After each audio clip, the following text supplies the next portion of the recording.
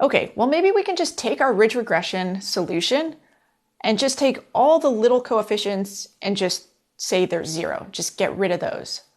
We're going to call those thresholding those away. We're going to choose some value where below that value of the magnitude of the coefficient is below the threshold that we choose. Just going to say it's not in the model. So let's explore this idea a little bit. So here I'm just showing an illustration of a little cartoon of what the weights might look like on a set of features in our housing application. And I'm choosing some threshold, which is this dashed black line. And if the magnitude exceeds that threshold, then I'm going to say that feature's in my model. So here in pink or fuchsia, Carlos, what color is this? Fuchsia. Fuchsia. This is Carlos's color scheme. He's very attached to it. Fuchsia.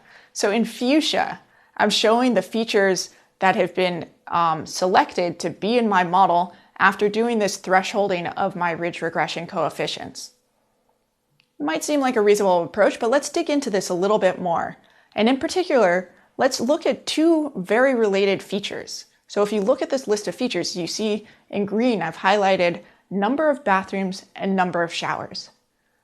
So these numbers tend to be very, very close to one another because lots of bathrooms have showers. And as the number of showers grow, clearly the number of bathrooms grow because you're very unlikely to have a shower not in a bathroom. But what's happened here? Well, our model has included nothing having to do with bathrooms or showers or anything of this concept.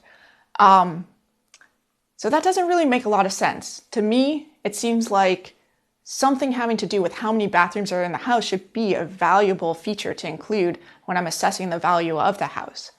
So what's going wrong? Well, if I hadn't included number of showers, let's just, for simplicity's sake, treat the number of showers as exactly equivalent to the number of bathrooms. It might not be exactly equivalent, but they're very strongly related. But like I said, for simplicity, let's say they're exactly the same. So if I hadn't included number of showers in my model to begin with, in the full model, then when I did my ridge search, it would have placed that weight that had been on number of showers on the number of bathrooms. Because remember, it's a linear model. We're summing over weight times number of bathrooms plus weight times number of showers. So if number of bathrooms equals number of showers, it's equivalent to the sum of those two weights just times number of bathrooms, excluding number of showers from the model. Okay, so the point here is that if I hadn't included this redundant feature, number of showers, what I see now visually is that number of bathrooms would have been included in my selected model doing the thresholding. So the issue that I'm getting at here, it's not specific to number of bathrooms and number of showers. It's an issue that if you have a whole collection, maybe not two, maybe a whole set of strongly related features, more formally statistically, I'll call these strongly correlated features, then ridge regression is going to prefer a solution that places a bunch of smaller weights on all the features rather than one large weight on one of the features. Because remember, the cost under the ridge regression model is the size of that feature squared. And so if you have one really big one, that's really going to blow up that cost, that L2 penalty term.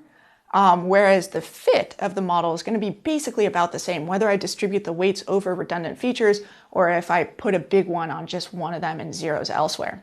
So what's going to happen is I'm going to get a bunch of these small weights over the redundant features. And if I think about simply thresholding, I'm going to discard all of these redundant features, whereas one of them, or potentially the whole set, really were relevant to my prediction task.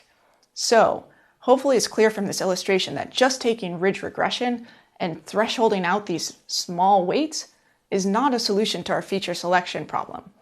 So instead, we're left with this question of, can we use regularization to directly optimize for sparsity?